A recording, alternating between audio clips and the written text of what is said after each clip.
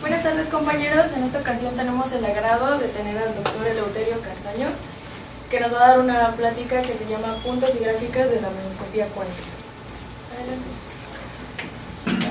Buenas tardes. Primero que nada, muchas gracias a todos los estudiantes involucrados en la organización de este seminario, no nada más en su versión actual, sino desde hace muchos años, porque es un trabajo muy difícil de continuar, ¿no? Tiene muchas vertientes. Y entonces les agradezco también su presencia, ¿no? En este trabajo me puse unos acetatos por razones que voy a unas transparencias o como se llaman, diapositivas, ¿cómo son? Sí. Diapositivas. Gracias. Es que Manuel tiene autorización para golpear. Entonces, el trabajo que se realiza con la gente que digo que tenemos marcada la H barra, o sea, la constante de Planck, en la frente, pues son varios, y entre los que colaboro en el departamento de física, pues está el doctor Moisés Martínez Mares, actual coordinador de la licenciatura, como también el doctor Norberto Aquino, ambos grandes amigos y que siempre han sido de gran apoyo en muchos sentidos, ¿no? Y no puse las correspondientes diapositivas porque no quiero que se preste a que yo me estoy poniendo como jefe de un grupo, ni como pater familia, ni nada por el estilo, ¿no? Sino que es una organización muy horizontal, si es que existe una organización. Entonces vamos a ir pasando a esto.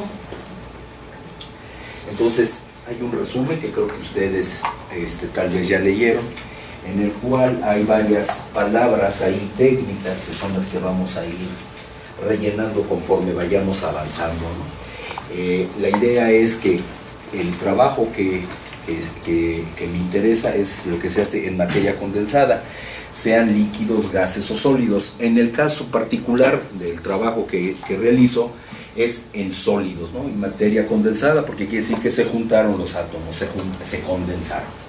Y esto, dentro de la materia condensada, lo que más me importa son los llamados sistemas mesoscópicos, y en particular el tipo de investigación que se hace es con respecto a lo que se llama confinamiento de electrones a regiones pequeñas, a cajas, si quieren a átomos artificiales, como también el transporte de los electrones a través de los sistemas. Y pongo nanosistemas porque ya de manera práctica, en la medida, la escala que se va a manejar es precisamente el de nanómetros, de 10 a la menos 9 de metro, aunque es un poco exagerado, ¿no? Porque son a veces decenas o ¿cómo se llama? O 100 nanómetros, ¿no? Pero vamos a ir pasando por cosas poco a poco, ¿no? ¿De dónde viene al final la materia, no? Hablamos de que hubo un Big Bang, pongo ahí una figura que me encontré que dije, a ver, internet, pon Big Bang, ¿no? Está pantallante, pues la ponemos. No sirve de nada, porque ¿cuál es el concepto de un Big Bang? Pues es un concepto muy, muy abstracto, pero lo importante es que en este Big Bang hubo tremendas presiones y tremendas temperaturas en las cuales no se espera ningún tipo de orden que esté presente. Aunque ahí siempre he tenido un problema, nunca he podido platicar con un cosmólogo en serio, porque si se dice que el universo pues no existía y que todo se autocancelaba en alguna especie de cosa rara, como si fuera una envoltura de estas de cajetilla de cigarros, y de repente pues la sueltas, pues el universo crece desde dentro, ¿no? O sea, pero no hay dentro, no hay fuera.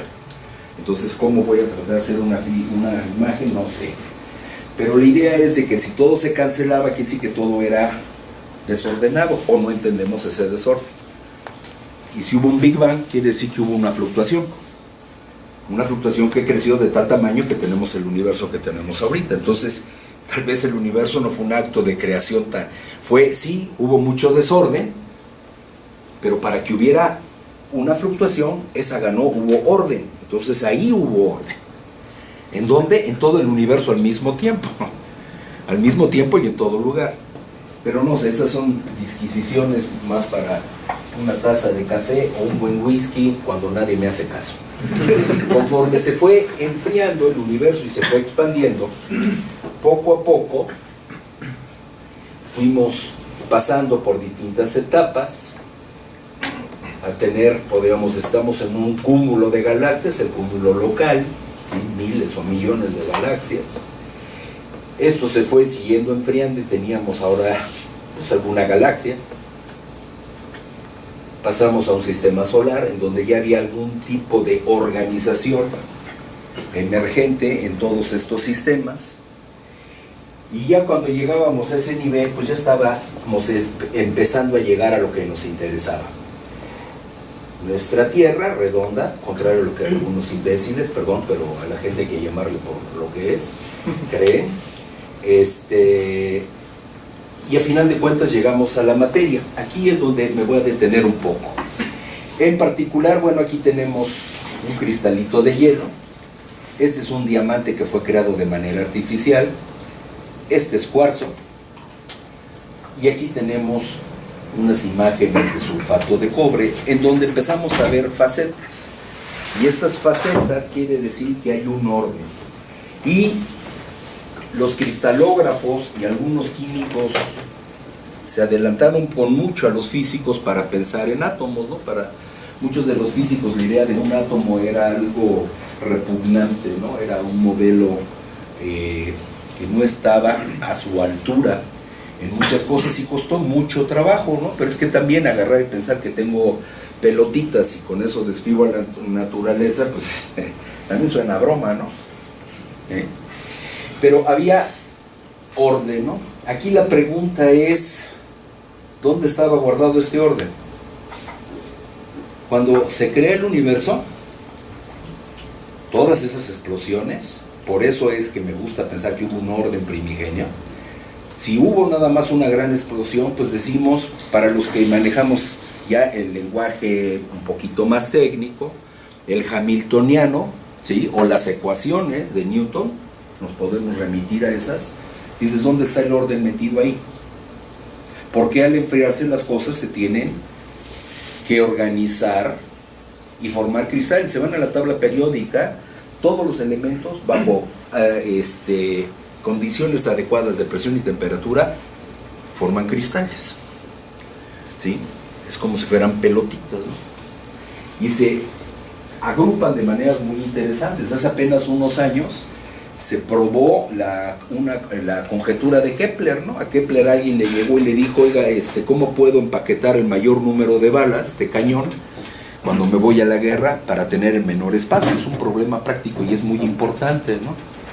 Y Kepler lo que dijo fue lo que se llama el empaquetamiento compacto, ¿no? Si piensan en esferas, los ponen en un plano, pues van a ver que lo más compacto que van a poderlas poner es con una esfera en el centro y 6 alrededor. Y eso lo extienden como una alfombra por todos lados y luego en los huecos van poniendo otras y pueden ir apilando, y hay muchas cosas que no me voy a meter que son más propias de un curso de estado sólido, ¿no? Y Kepler le dijo, pues hazlo así, ¿no? Que es lo que se llama un empaquetamiento compacto. Y pero nunca hubo una prueba matemática de tal cosa hasta hace unos años. Es una prueba que parece, todavía la están revisando hasta lo que yo sé, e involucra bastantes horas además de cómputo, ¿no? No es totalmente analítica. Pero insisto, ¿no? ¿Dónde estaba el orden? Entonces, pues lo que yo voy a partir es que, bueno, pues ya tengo el orden, no me voy a pelear, pero creo que uno debe decirles a los estudiantes qué está pasando, ¿no? Nadie que yo sepa me puede decir cuál es el número de átomos que necesito, el mínimo número de átomos que necesito para decir, a ver, échalos ahí, que se junten y que formen un cristal. De hecho, la formación de cristales es algo muy curioso. Ahorita es un tema que ya no está tan caliente, pero se veía cómo los cristales iban juntando atomitos, por ejemplo, lo hacían con oro, ¿no? Y entonces veía cómo se iba formando una pelotita de unos cuantos átomos y formaba una especie de esfera. Esa esfera después empezaba a vibrar, como a ponerse rugosa, y de repente, ¡pum!, aparecía un cristalito. Y decían, mira, ya, tenemos el cristal. El problema está que cuando le agregaban otros cuantos átomos, otra vez esta mugre pasaba de estar en un cristalito a algo que no tenía una forma, ¿no? Entonces, hasta la fecha todavía no hay un teorema que diga, a ver, ¿cuántos átomos voy a hacer para que sea conveniente tener un cristal? Igual todavía no entendemos los conceptos necesarios. Y a final de cuentas, todos estos conceptos, todo lo que quería decir anteriormente, es que organizamos los sistemas por tamaño o escala, y vamos desde lo macroscópico hasta lo que podríamos pensar que está abajo en esa figura, que es lo atómico, ¿no? O sea, ahí vemos los átomos de manera individual, y luego podríamos ver ya las partículas y ver el electrón. Que el electrón, como dijo Einstein, hay cosas que no me gustan, que dijo el viejo, pero hay cosas que sí, que decía que bastaría entender el electrón, ¿no? El electrón es rarísimo. Hasta la fecha la gente, cuando trata de medirle el radio, el tamaño del electrón es consistente con que su radio es cero, ¿no? Y entonces, de acuerdo a nuestra formación tridimensional, pues dices, ¿y dónde guardo la carga, no? ¿Y dónde guardo la masa? Si el radio es cero, ¿no? Lo menciono porque hay muchas cosas que pues fácilmente a cualquier científico se lo pasan y le meten aquí una espada y se la ponen por acá, ¿no? Ah, sí, eres muy listo, a ver, contéstame esto. Y entonces todas estas escalas, y se va desde lo macroscópico hasta lo microscópico, que son los átomos, y en la escala intermedia está esto, el mundo mesoscópico, que originalmente lo utilizó la palabra Van Kampen en los años 50 para otra cosa, era para estar estudiando ruido. ¿Y por qué usó lo de mesoscópico? Viene. Lo interesante es de que a nivel de unos cuantos átomos, ¿cuál es el problema que tenemos con los átomos? Tenemos los átomos de la tabla periódica, los elementos. Todos y cada uno tienen propiedades eléctricas y magnéticas que conocemos muy bien. Estos se juntan y forman cristales, sustancias. Tenemos sal, agua, lo que ustedes gustan, y van a tener una serie de propiedades. Pero estas propiedades, podríamos decir, la naturaleza, si nos ponemos en ese plan, nos las da. ¿Ok? Aquí tienes tú tus propiedades y haz lo que quieras. Pero a veces uno diría, no, yo lo que quiero es yo escoger qué propiedades le voy a dar a algo. ¿Por qué? Porque no me basta ya lo que me estás dando tú, naturaleza. Entonces lo que se va a tratar de hacer es utilizar los átomos, la materia condensada de alguna manera, para crear cosas que tengan propiedades que no vamos a tener en la tabla periódica. O sea, propiedades que incluso no aparezcan en ningún otro lado del universo. ¿Sí? Excepto en nuestra nave espacial. ¿Ok? Y entonces, uno de los soñadores al respecto fue Feynman, y empezó a ofrecer cifras de dinero a la gente que hiciera motorcitos y que fuera haciendo cosas pequeñas. Y la gente le hacía caso porque ya tenía un premio Nobel. Si no hubiera tenido un premio Nobel, igual no lo hubieran pelado. Ese es uno de los grandes problemas, ¿no? Y entonces, la frasecita esta, ¿no? There's more room at the bottom. No hay mucho espacio en el fondo. No. ¿Sí? Hay mucho espacio en lo chiquito, ¿no? O en lo pequeño. Y entonces, esa idea fue cómo vamos a ir haciendo que yo pueda arreglar átomos de la manera que nosotros deseemos. No ya como me los va a dar la tabla periódica, o me los va a dar un procedimiento ¿cómo se llama? De crear cristales, excepto de que yo ahora quiero poder intervenir en cómo voy a hacer que esos cristales se comporten. O mover los átomos uno a uno, literalmente, para moverlos. El problema es que no se pueden ver los átomos tan fácilmente, ¿no? El 90% de las cosas que tengo aquí, si me las hubieran enseñado cuando era estudiante, me hubiera muerto de risa, ¿no? Le hubiera dicho, estás loco. No se podía ver. Muchas de las cosas de mecánica cuántica, que el coeficiente de reflexión y transmisión, pues, eran ejercicios simpaticones, pero no había nada más. ¿Sí? Todo era la espectroscopía y cosas por el estilo. Y conforme vamos a ir avanzando, pues una de las ideas que vamos a trabajar es con modelos. Y los modelos, pues aquí tenemos uno con algunas pelotitas o algo, fue en computadora de algo que se supone que es orgánico. Aquí podríamos pensar un arreglo ahí, ¿sí? El arreglo que les decía de pelotas, que sirve para imaginarse las cosas, pero pues no estamos manejando esferas, ¿no? Yo creo que ni los griegos se creían eso, ¿no? Cuando hablaban de átomos indivisibles y todo, la gente es muy curiosa, ¿no? Hablaban de que uno decía que todo era aire, que otro que todo era fuego, otro que todo era agua, ¿no? Y pues estaban pirados. No. Hablaban de una sensación de sequedad, de humedad, de ligereza. Sí, no eran tan, pues no eran tontos, ¿no? Pero pues a veces cuando lo explican a alguno, pues dice uno, pues parece que esos tipos pues de plano no sabían qué estaban haciendo, ¿no? Y conforme vamos a ir avanzando, hay estudios teóricos y hay estudios experimentales. Yo me dedico más a los estudios, me dedico única y exclusivamente a los estudios teóricos. Yo me meto a un laboratorio y sería un fracaso acá.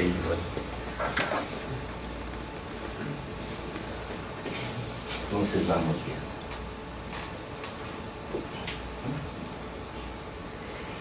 Y de todos estos modelos ya en escala, que me va a estar interesando, pues es lo que se llama la escala nanométrica. ¿Qué es un nanómetro? Es la milésima parte de un micrón. Y un micrón, ¿qué cosas conocemos que tengan un tamaño de un micrón?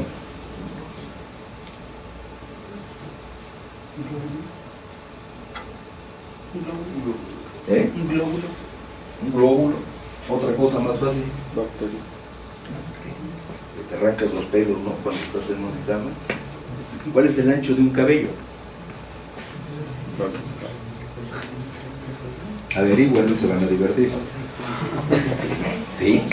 Cuando alguien les diga, oye, ¿qué es un micrón o qué es no sé qué? Pues te arrancas un cabello y le dices, mira, esto es tantos millones o miles o decenas o centenas de veces un micrón. ¿Sí? Es patético que tengamos científicos que les dices que es un metro y hay gente que te hace, uy, algo así. No. ¿Sí? O no saben contar un segundo. O no entienden qué es un joule. ¿Y cuánto es un joule, jóvenes? Hágame un trabajo de un joule.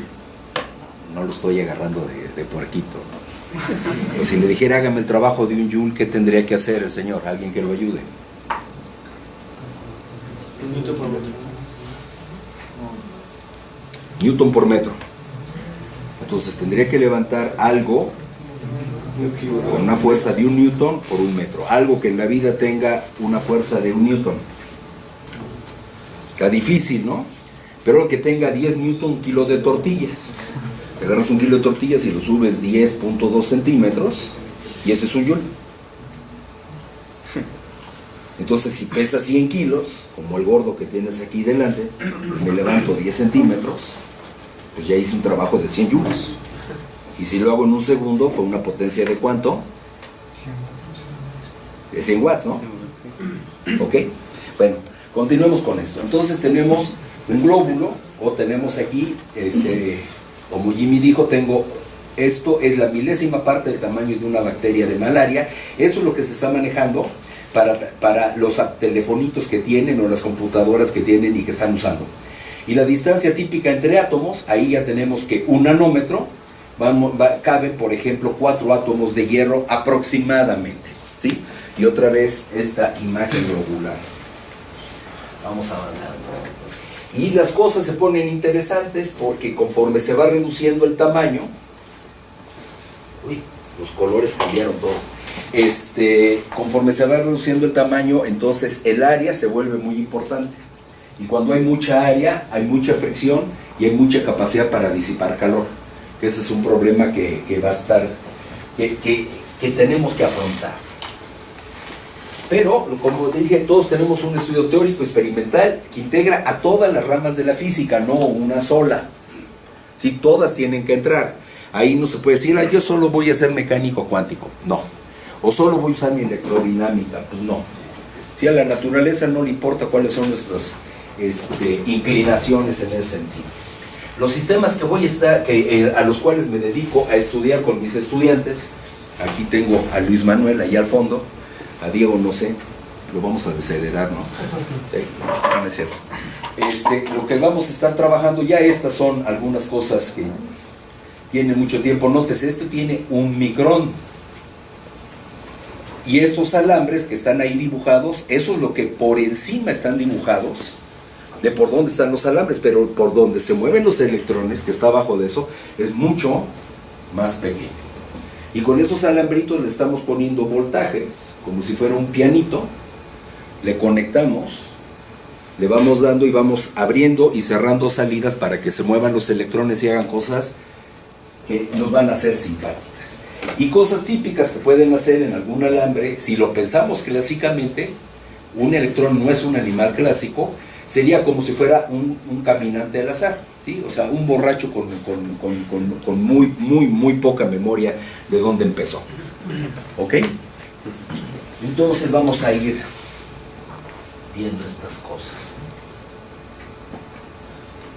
Típicas cosas que se hacen en el experimento, pues tendría aquí una cosa que sea metálica, otro metal, y por aquí abajo van a pasar los electrones. Entonces esto se le llama incluso un punto, un contacto de punto, un quantum point contact, ¿sí? Perdón por lo pocho.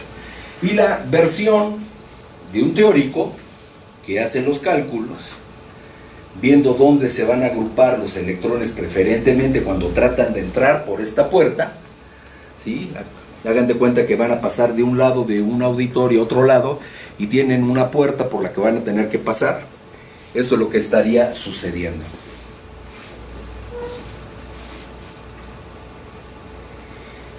Ya las cosas que se van a estar trabajando, las que va a estar trabajando Luis Manuel y también Diego, aquí tenemos lo que se llama un corral cuántico.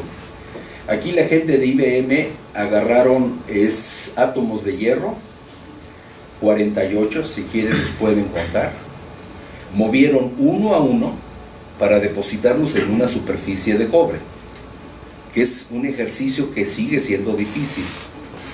Y lo que se ve aquí adentro es cómo los electrones se acumulan formando como si fuera un oleaje, como si fueran ondas que están interfiriendo, como si fuera un tambor cuántico, como si fuera un tambor, ¿no? Si esto yo se los presento y les digo, pues un tambor, pues sí, es un tambor que quién sabe qué te metiste para interpretarlo de esa manera, pero lo podríamos ver así. Sí, dime, por favor. ¿El color que representa? ¿Mandé? El color que representa. Nada, los gustos de quien lo hizo. Así, no representa nada. Se hizo nada más porque pensó, yo creo, el que lo hizo, que así se veía de mejor manera, o tal vez tenían a alguien que era experto en diseño, en IBM, ¿sí? O alguien que fuera experto en mercadeo o alguna cosa, y entonces llegó con el científico y le dijo, no, espérate, vamos a poner lo que se vea bonito. ¿Sí? Y también los científicos, pues nos gustan las cosas bonitas, ¿no? O sea, pues eso es bonito, pues en algún sentido. Sí, señor. Pero la diferencia de colores también se puede tomar como, se puede interpretar como el relieve de lo que tiene. Sí. El modelo. Se busca que ese relieve refleje, o sea, la altura, la falsa altura. Ajá. Lo que quiere decir es, aquí hay un átomo de hierro, abajo de ese pico. Y los tonos azules trataron de que fueran para las ondas que se van formando los electrones allá adentro, porque a nivel del mundo microscópico los electrones se comportan de manera cuántica. En un ratito más lo vamos a ver directamente. Ahora sí lo podemos ver directamente. Cuando yo estudiante, si quiera soñar con esto, olvídate, ¿no? Proponérselo a algún físico, pues dirías, pues no, maestro, es un modelo, ¿no? Pero experimentalmente es imposible. Ok, y digo que Luis Manuel va a estar trabajando en esto, porque esto que encierra electrones, que es a final de cuentas una caja de electrones, pues es un átomo, y con él pues está trabajando muy duro para tratar de tener un átomo que tiene su núcleo, un átomo de hidrógeno, y que está sobre la superficie de un cono. ¿Por qué? Ya después, ok, tal vez, pero no creo que hoy. Y Diego lo estamos haciendo que trabaje en anillos. Ahorita vamos a ver cómo se mueven los electrones a través de estos anillos, y esos anillos tienen cosas importantes. Entonces vamos a ir avanzando. Pues aquí está una versión menos artística, ¿sí? Las dos personas en particular que hicieron la pregunta. Pues cuando lo estaban haciendo, pues solo en relieve, en blanco y negro, que de hecho es más fácil de entender. Si es menos tramposo, si quieres. ¿Ok? O bueno, no tramposo, eso tampoco no se vale. O sea, distrae menos, el color distrae, se ve bonito, pero distrae mucho. Y aquí fue como fueron aventando los átomos y los fueron formando hasta que lograron hacer el corralito cuántico, y quedaron aquí algunas cosas que no se sabe exactamente qué son. Pero esto. Son impurezas también. Impurezas de algún estilo, puede ser algo que, como es un cristal, en el cristal que hubiera un defecto abajo y que se hubiera propagado algún tipo de imperfección. ¿Sí? Pero pues, con esto lo que demostró IBM, que podían hacer lo que se les pegara en gana, podían mover un átomo, cada átomo como ellos quisieran. ¿Sí? Esto para mí es impresionante, ¿no? La primera vez de que lo vi dije, al fin estoy viendo lo que toda la vida nada más soñé, ¿no? Y existen cosas, como les decía, el trabajo de Diego va a ser meto electrones por un lado, los saco por otro. Y le aplico voltajes, y para eso necesito poner algún tipo de batería. Y lo que tenemos aquí es lo que se llama el coeficiente de transmisión, ¿no? Piensen que tienen una cuerda que la están ustedes agitando, y esa cuerda de un lado tiene algún tipo de oscilación, digamos de 10 centímetros, ¿ok? Y esa cuerda le conectan a otra que sea más delgada o más gorda, o a tramos, ¿no? Cuerda gorda, cuerda delgada, gorda, delgada, gorda, delgada, y lo agitan, y lo que va a suceder es que va a rebotar. El típico, el extremo es cuando tengo una cuerda que lo amarro a una pared, ¿no? La cuerda gorda, que es el edificio donde la estoy amarrando, que tiene una masa infinita, no la puedo hacer saltar, y cuando yo le doy un chicotazo, pues el chicotazo se regresa y me rebota todo. Entonces la amplitud del rebote va a ser igual a la que yo le metí. Pero si no hubiera eso, si en vez de eso hubiera una cuerda distinta, pues parte se pasaría y parte rebotaría, ¿no? Piensen cuando ya están todos en una boda, ya están todos jarras y empiezan a agarrarse de las manos, ¿no? Y alguien te da un chicotazo, pues si te encuentras al tío gordo, pues el chicotazo ahí se muere, ¿no? Pero si tienes al chiquito de 3 años que metieron a bailar ahí los papás, pues pobre escuincle, ¿no? Se va de un lado al otro y pues casi ni te zarandea a ti la mano, ¿no? Hasta cuando te encuentras con algo que tiene una masa más o menos comparable. Y también va a depender de qué tan fuertemente agarrados estemos. O sea, va a haber muchas cosas, y lo que hacen esto es ver cómo es la transmisión de un lado a otro. Tengo un anillo, tengo 4 alambres, le meto corriente por 2 y mido el voltaje por los otros 2, hay muchas posibilidades. Y entonces es lo que se está representando, y este es el tipo de cosas que ya vemos a nivel teórico cuando hacemos algunos de los cálculos de modelos muy sencillos. Esto ya lo ha estudiado, bueno, mucha gente, y nosotros pensamos que podemos contribuir. Entonces estamos trabajando con estas cosas. Y aquí dejo esta cosa, me la encontré, es de las más feas y tiene las longitudes típicas. Lo dejo así para decir, esto ya es algo que durante mucho tiempo se ha ido entendiendo, y no me molesto ni en traducirlo ni nada, porque además creo que tenemos que acostumbrarnos a cuál es la lengua franca de nuestras épocas, ¿no? El latín de nuestras épocas, independientemente de problemas, ¿cómo se llaman? Políticos, ideólogos, esa ralea, ¿no? A un científico no le deberían importar, pero bueno. ¿Qué importa? ¿Qué pasa cuando tenemos un alambre común y corriente, como una resistencia? Los electrones lo podemos modelar como si fueran pelotitas que rebotan.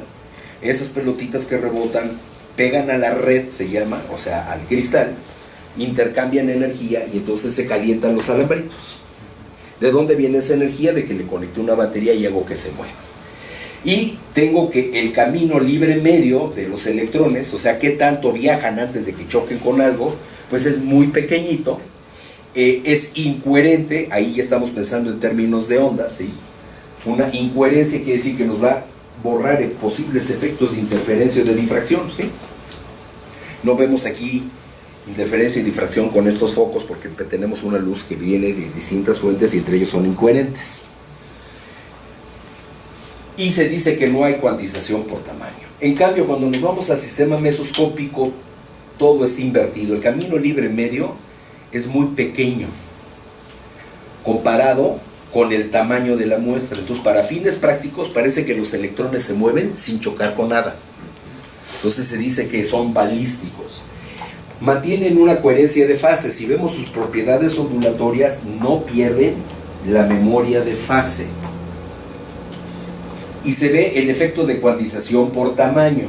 Aquí, perdón, pido disculpas a los fisiquitos que no han visto eso. Me prendes ahí la luz. Cuando están hablando en mecánica cuántica, ahorita lo vamos a ver, y tienen el ejemplo más clásico de un pozo infinito de potencial, pues saben que tienen los niveles cuantizados de alguna manera, y si tienen un oscilador armónico también tienen cuantizado esto, ¿ok? Cuando tienen ya un sistema, aquí se hacen sistemas de 2 dimensiones y 3 dimensiones. ¿Qué sucede? Si yo tengo algo que se mueve en una tripa, clásicamente el electrón va pegando así. Cuánticamente, si yo lo veo de frente, tiene niveles cuantizados. Solo para ciertas energías transversales el electrón va a poder vivir. Pero si este alambre es desordenado o hay electrones desordenados, el efecto de cuantización se borra, porque es como si te comprimo el pozo, te alargo el pozo. Te lo vuelvo a comprimir, te lo vuelvo a alargar, o te lo muevo de lado. Y entonces los niveles energéticos empiezan, por decirlo así, a bailar de lado a lado. Los electrones se comunican entre esos y no se ve el efecto de cuantización por tamaño. El otro, si tiene mucha energía los electrones, hay energía térmica. Sí, wow, energía térmica. ¿Qué es energía térmica? Pues radiación electromagnética, ¿no? Sí, siempre nos dicen, ¿no? En los cursos de estadística o termodinámica, energía térmica. Sí, para eso, energía térmica, ¿no? Lo dice, ¿qué es? Maldita radiación, por favor. ¿Sí?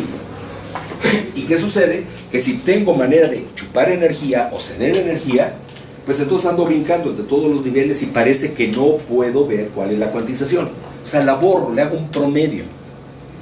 Y esto es en el límite que vamos a tener trabajando cuando queremos ver un sistema mesoscópico. Vamos a necesitar tamaños muy pequeños, tales y temperaturas tan bajas que no se me vaya a destruir el efecto de cuantización por tamaño. Aquí alguien logra tener un sistema que tuviera cuantización por tamaño que fuera del orden de micrones, se hace rico y famoso en segundos, porque eso permitiría tener muchas cosas que no podemos ahora ni siquiera soñar. Y aquí tengo otra mugre que es lo mismo. Entonces, mejor me la voy botando. Y aquí pongo esta cosa, me encanta porque es donde yo aparecí después de mi doctorado, que estuve trabajando con sistemas desordenados. Me fui a trabajar también con sistemas desordenados como esclavo en Inglaterra. Bueno, postdoc.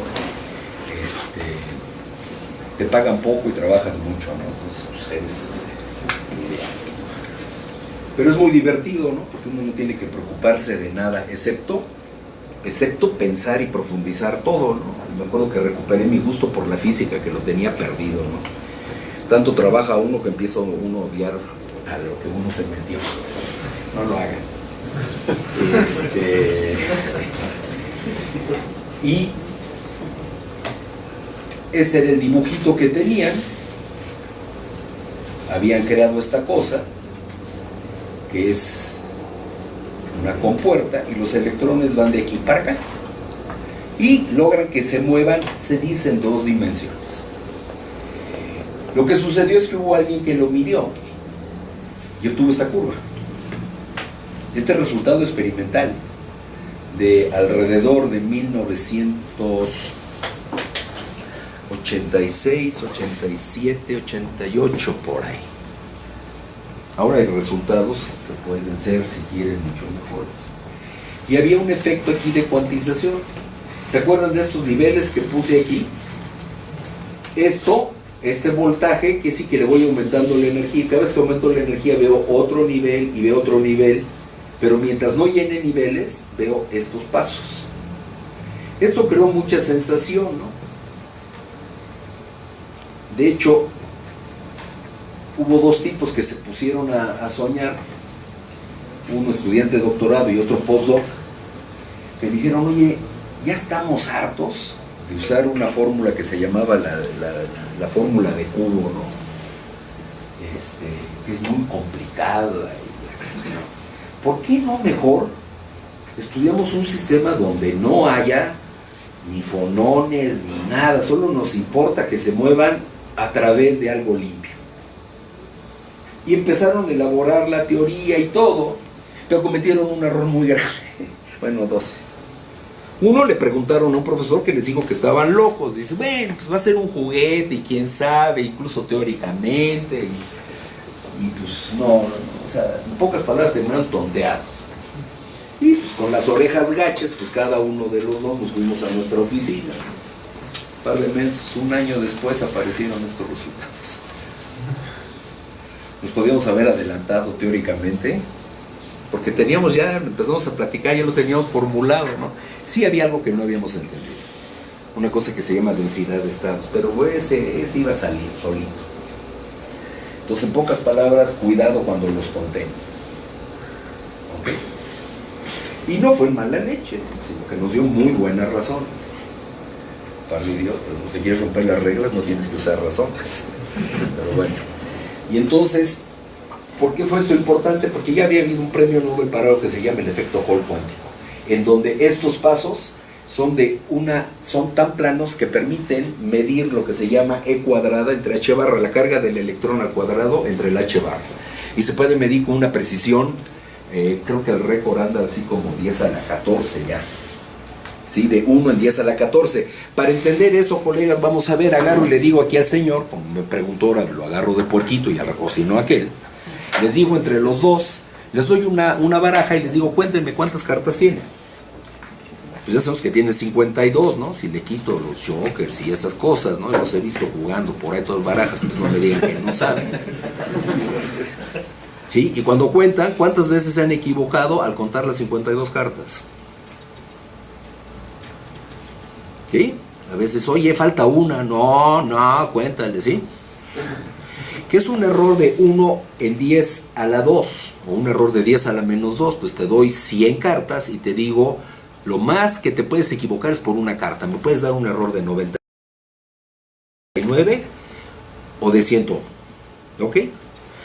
¿Cuál es un error de 1 en 10,000? Pues te doy 10,000 pelotitas, ya no cartas, pero te doy pelotitas para que te diviertas. Te meto como el de Bazinga, el del Big Bang Theory, el remedio de físico, en las pelotitas, en Bazinga, y pones a contar 10,000 pelotitas y te permito solo un error, entre los dos o se mueren. ¿Sí? ¿Se dan cuenta cuál es la dificultad? ¿Cómo subió de 10 a la 100 a 10,000? Ahora llévenlo 10 a la 12. ¿Cuánto es 10 a la 12? Es un billón. Es un billón, ¿no? Es un billón. Y te digo, ¿te puedes equivocar una vez, profe? O cuello. Eso es a lo que le estamos apuntando cuando hacemos mediciones en un experimento y subimos la calidad de nuestras medidas.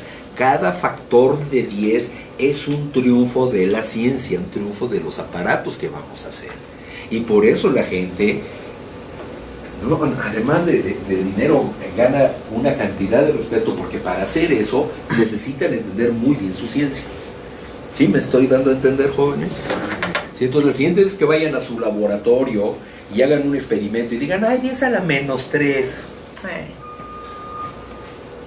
Trata de valorar si ese 10 a la menos 3, ¿qué quiere decir? ¿Por qué te costó tanto trabajo, no? Respeten lo que hayan hecho.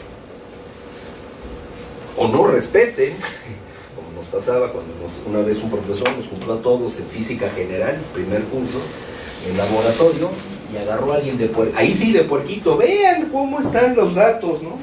No, los datos cruzaban los datos de todos, así, ¡guau! fue terrible, ¿no? Me acuerdo que había una señorita en un grupo, que eran un desastre ese grupo, y ahí después me encuentro con alguien y me dice, oye, ¿te acuerdas de física general? Sí, ¿no? Y yo estaba, sí, pues ¿te acuerdas del grupo aquel donde estaba esta mensa? Ya casi iba a decir esta mensa, no sé qué dije, que hizo los datos tan mal. Y sí, me casé con ella, ¿no? Y yo,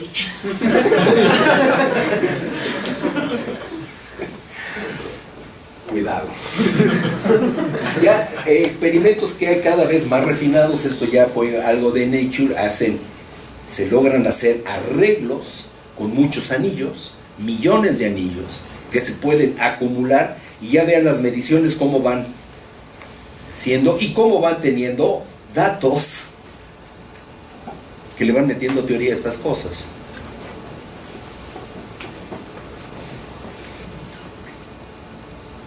Y las cosas han ido mejorando, incluso ahora ya se pueden ver los orbitales de átomos que se hacen pasar de alguna manera, se rebota la luz, se traducen estas imágenes, las mediciones son estas, y ahora sí se ven los lóbulos estos del 1S, 2P, 3S, 4D, ahora sí se ven. Experimentalmente se miden, se ven. ¿Qué es lo siguiente? Pues tratar de ver reacciones químicas, cómo van a ir pasando. Ya se hace con lo que se llama luz lenta, la meten en un material y literalmente se ve cómo la luz va avanzando en el material. Entonces ya vamos a poder también estar viendo qué hacen las reacciones químicas, y tal vez agarrar y decir, no, acá no, porque es veneno, o sí, porque es Pallini.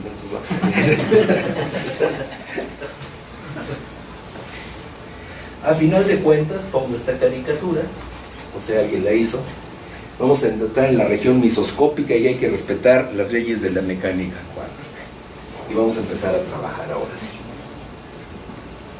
Y cuando nosotros tenemos sondas, como tenemos este tipo, que se puso con una pelotita, o con esto, que es algo hecho en computadora, ¿y por qué lo repetí? Pues por sonso. Pues tenemos ondas en el agua, pues estamos ahí metidos en la alberca y tenemos al patito, y tenemos a la pelotita, ¿sí? Nos esperamos a que todos se vayan, estábamos de incógnito como físicos o como científicos, ya se fueron todos, ahora sí saco mi pato de hule, otro pato de hule y me pongo. Cuando luego un patrón de interferencia estoy feliz, ¿no? Me dicen a cenar, ¿qué estás haciendo? No, yo aquí aquaerobics. No, si eres nerd, pues de peor te va, ¿no? Y la cosa es de que esto, pues vamos a pensar que si fueran ondas y tuviera un hoyito, no habría un fenómeno de interferencia. Si hay dos hoyitos, pues hay un fenómeno de interferencia. Y entonces cuando están los dos hoyitos abiertos, vería que las ondas producen esto, que es lo que estamos viendo aquí. Si en vez de ondas fueran balas, pues tendríamos balas que se acumulan de un lado y balas que se acumulan del otro, y no pasa nada, ¿no? Pero son balas.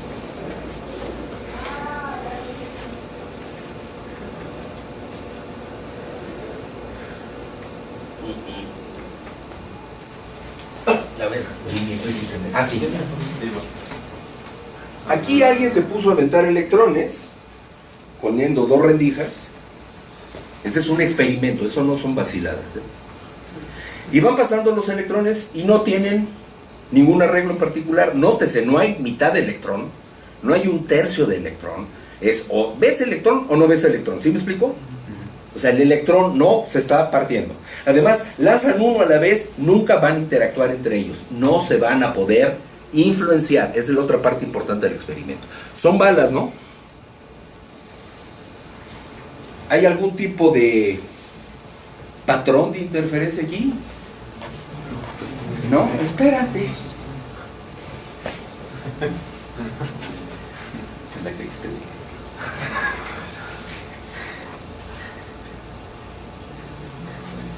¿Eh?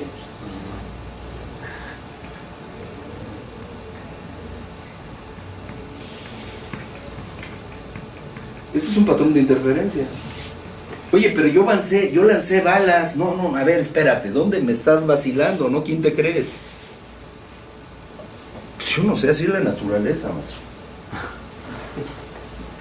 Oye, es que mi filosofía dice que si eres tú positivista o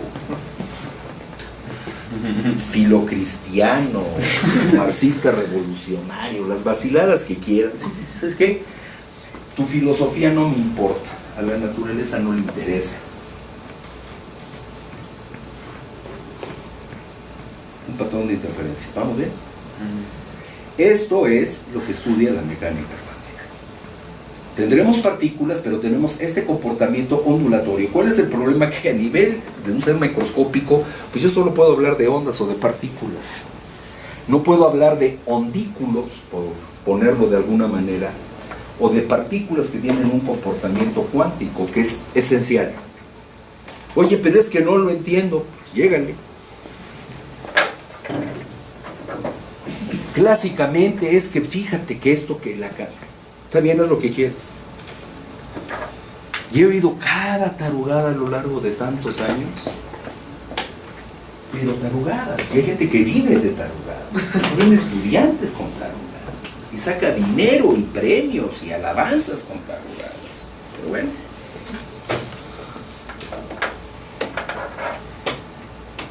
Que de por sí me odian, mejor yo ni digo nombres. Entonces, pues tenemos esta cosa, ¿no?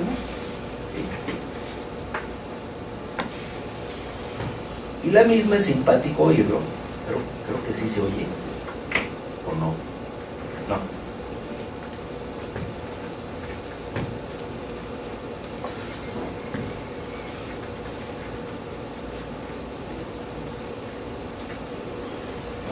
Ah, este.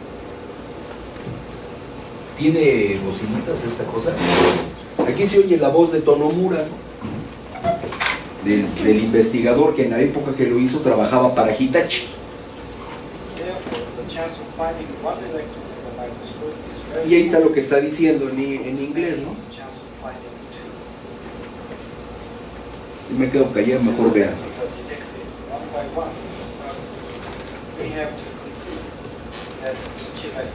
Has to pass through that random on either side of the vitals, thus creating a uniform distribution without any interference but accumulating. Under such conditions, you will actually form a uniform distribution. Look. Y en alguna parte dice, me ardé y aceleré. That looks like interference fringing. Since this experiment lasted for more than 30 minutes, I have spent the gap. Interference fringes are not clearly visible.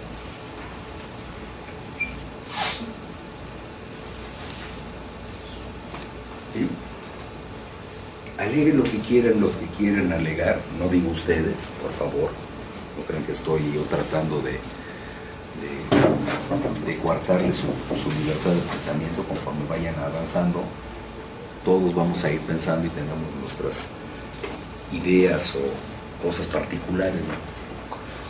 Pero ahí está el libro de soluciones, ¿no? Queríamos el solucionario, ahí está la madre naturaleza, los experimentos, algo que nos enseñó desde que aparece Galileo. La física es una ciencia experimental y hay que comprobarla. También hay veces no hay que inventar cosas, como alguna vez se defendió Newton, hipótesis non fingo. O sea, no me vengo con jaladas, perdón. No me pidan vórtices, cosas extrañas. Aquí está, ¿no? Allí tenemos un resumen, si quieren, en partes críticas de cómo estaba el experimento, nada más, para reforzar la imagen que teníamos antes. Y aquí tendríamos el efecto de pelotitas. Si dices, oye, ¿cómo se enteraron los electrones qué regiones en las que no hay que estar? ¿O cómo se enteraron qué regiones en las que hay que estar más? Eso es lo que se trata de escribir con la ecuación de Schrödinger y cosas. Bueno, paso voy a ir poniendo aquí comerciales. Ahora hacen estos arreglos, cadenas. Aquí podríamos pensar que tengo electrones que se acumulan, que ahí entraría en la investigación de Luis Manuel. O electrones que se van de un lado a otro, que estaría lo que estaría haciendo Diego. ¿Ok? Y vean cuál es el tamaño, ¿no? Estamos ya hablando de anchos de 7 nanómetros, 8 nanómetros, esto es bastante más reciente.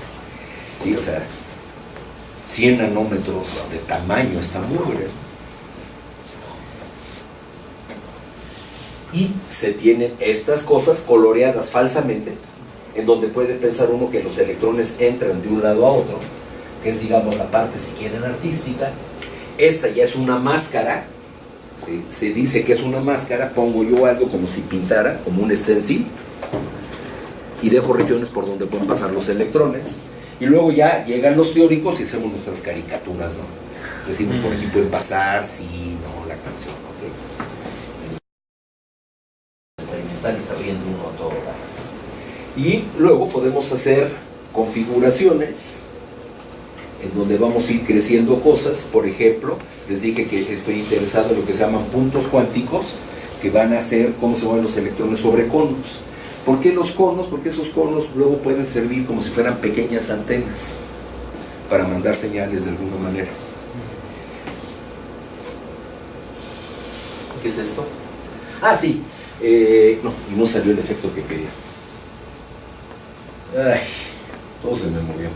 Bueno, perdón, la gente cuando empezaron a estudiar todos estos de electrones y moléculas, este es un artículo del 52, y venían cosas desde el año 30 con Pauli y compañía, para tratar de entender cómo se movían los electrones entre átomos. Pensaban que había canalitos y resolvían la ecuación de Schrödinger entre canalitos y cómo se hacían. Es esencialmente la técnica que seguimos usando. Que pues, la gente se puede adornar, pues sí, adórnense como quieran. Al final de cuentas se resuelve la ecuación de Schrödinger en algún tipo de geometría, que es muy difícil, ¿sí? Es muy difícil, y tiene uno que pensar cómo voy a conectar los distintos sistemas. Y perdón, aquí se movió todo, ¿no? Lo tengo bien. Entonces, al final de cuentas, lo que vamos a trabajar es, para resolver estos sistemas, es la ecuación de Schrödinger, para obtener la función de onda, coeficientes de reflexión y transmisión, como les dije que tengo en cuerditas, obtener energías, propiedades, etcétera, ¿no? ¿Por qué decimos que puedo controlar las propiedades de la naturaleza? Porque los electrones, al moverse por distintas estructuras a nivel cuántico, como son ondas, déjenme usar un ejemplo. Cuando tienen ustedes dos guitarras bien afinadas, ¿qué pasa si yo toco una guitarra y tengo la otra guitarra al lado? Vibra la otra. Vibra la otra, exactamente la que está exactamente afinada. Entonces, si no hubiera pérdida de energía en el aire y yo tuviera un número infinito de guitarras, ¿qué pasa si yo toco una cuerda? Todos. ¡Fum! Se propagaría, ¿verdad? En un medio, aunque tenga yo átomos, es como si fueran diapasones, y los electrones son ondas. Si yo le pego a uno, todos pasan. Ahora, si cambio un diapasón, ¿qué pasa en el lugar donde está el diapasón?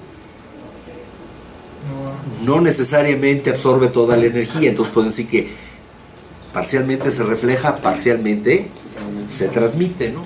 Que sería una imperfección como si estuviéramos en un cristal. Pero si tengo un cristal perfecto, los electrones se mueven sin ver nada, si tengo la energía adecuada. Por otra parte, cuando se mueven los electrones, se mueven los iones, se mueven todos, y entonces surge el efecto de cuasipartícula, que les voy a hablar de, copiando a un investigador que me divirtió mucho, gracias a él no me volví loco cuando era estudiante, a su libro, un libro de muchos cuerpos. Matuk hablaba del cuasicaballo, y ustedes han visto películas, ¿no?, en donde salen caballos corriendo por un lado, ¿no?, y vaqueros, indios, buenos, malos, cuatreros, lo que sea, ¿no? Y de repente cuando van corriendo todos los caballos, vemos una nube de polvo y no sabemos cuántos caballos son, ¿no? Porque lo que vemos es el caballo rodeado de una nube de polvo, y tal vez no es un caballo, puede haber 2 o 3, entonces hablamos de un cuasi caballo.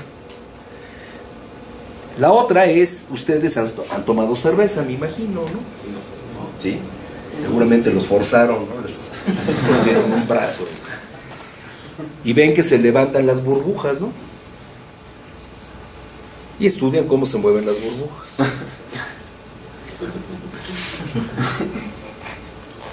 ¿Qué haces? Estudiando las burbujas, para no decir estoy bruja y no puedo pagarme otra chela.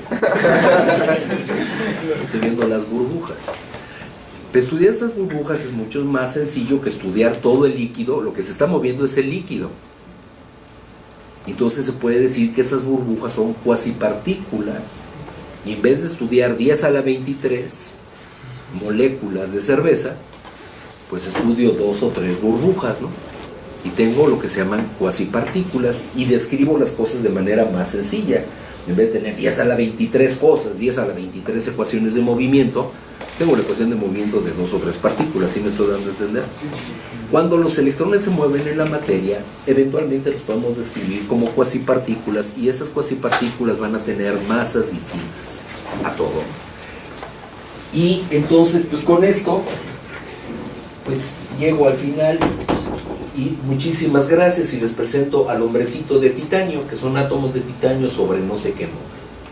Y muchísimas gracias por su atención. Muchas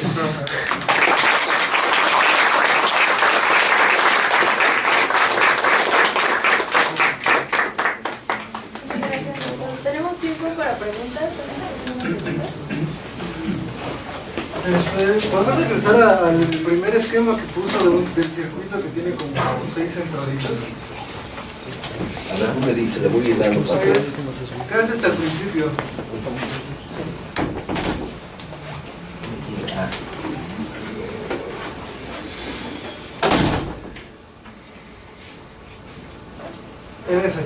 En ese. Cada cablecito que se ve es un circuito, ¿no? Es como un alambre, sí. Y es que, bueno, básicamente 2 circuitos no se pueden cruzar porque genera corto. Aquí utilizan propiedades cuánticas para que no ocurra eso. Sí se cortan incluso clásicamente. Cuando tú quieres medir, lo que pasa es que siempre estamos pensando en un alambre que saca corriente y otra. Pero cuando tú quieres medir algunas propiedades, a veces pones 4 puntas entre las cuales pasas corriente por uno, o sea, metes y sacas corriente, y en las otras mides voltaje. Y no hay problema con los alambres como estén dentro. Es una manera de medir propiedades de efecto Hall, por ejemplo. ¿Sí? Pero lo que pasa es que eso es... siempre estamos pensando nada más en uno que entra y otro que sale. Pero piensa en un mismo alambre que le quieres medir corriente y voltaje. ¿Sí? Estás midiendo la misma corriente.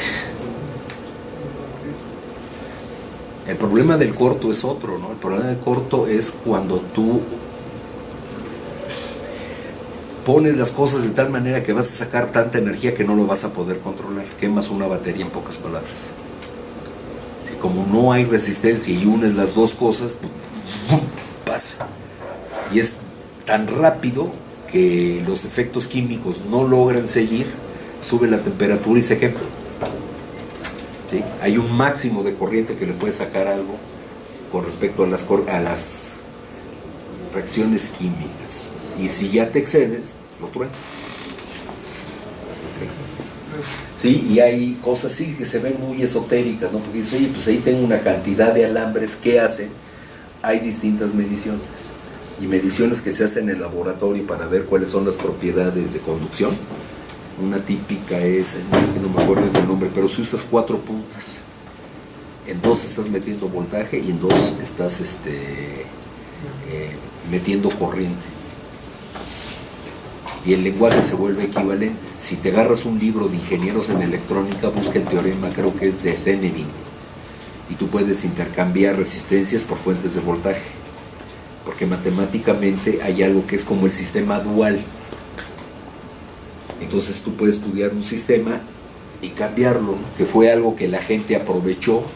Büttiker, un investigador, y Landauer sabían de esos teoremas que venían de principios del siglo XX y hicieron cosas que a final de cuentas estaban usando lo que habían descubierto los ingenieros en electrónica, que si tú intercambias una fuente de voltaje por una de corriente, hay una dualidad en tus matemáticas, y entonces te permite ver cosas físicas de una manera muy adecuada, ¿no? Que ahorita no estoy preparado para discutir, pero es muy bonito. Agárrense los libros de electrónica y busquen ese teorema.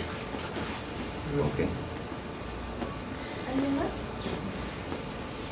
En cuanto, por ejemplo, a los arreglos que mencionaba, el empaquetamiento que mencionaba, que para ocupar la menor superficie, por ejemplo, con las esferas, pues era en forma de hexágono, ¿no? Y por ejemplo, entonces, la materia también, o sea, ¿cómo sabe de esa manera, ¿cómo arreglarlos? ¿Por qué los arreglan? No sé, si usas un argumento acerca de pelotitas, porque además tú dices, bueno, ok, si yo tengo un sistema y los electrones se distribuyen con una capa S, que es esféricamente simétrica, bueno, eso es cuando estoy considerando electrones que no interactúan. Es una aproximación.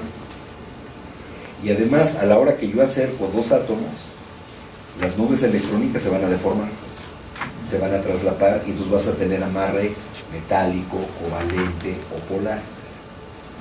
¿Okay?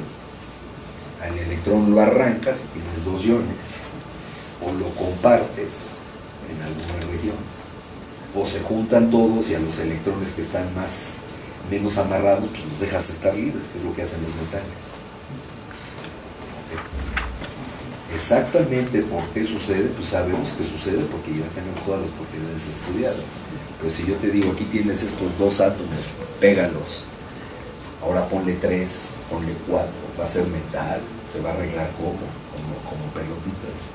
Y los arreglos son muy simpáticos. El único que tiene un arreglo, por ejemplo, cúbico, que los átomos están como si estuvieran en las esquinas de un cubo, el único es el polonio, creo la que le llaman fase alfa. Es el único y además pues es muy inestable.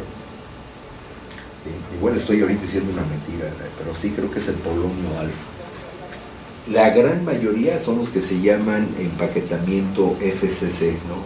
Cúbico centrado en las facetas. O sea, se pone un cubo y luego pónganle, además de eso, pónganle átomos en los puntos medios de todas las caras. Ese es en el que la gran mayoría, y luego hay otro que es el cubo cúbico centrado en el cuerpo. Pones un cubo y en el centro pones un átomo. ¿Sí? Que pues eso lo vemos en cursos de estado sólido, pero es una parte que es muy tediosa. Es muy bonita cuando ya le agarras el gusto, pero al principio, bueno, yo cuando llegué a estado sólido por primera vez dije, ¿y yo estudiar eso? No, muere, ¿no? Es la cosa más aburrida del planeta. Además me lo explicó alguien que tenía alma de metalurgista, ¿no? No. De hecho, no soy estado solidista tampoco.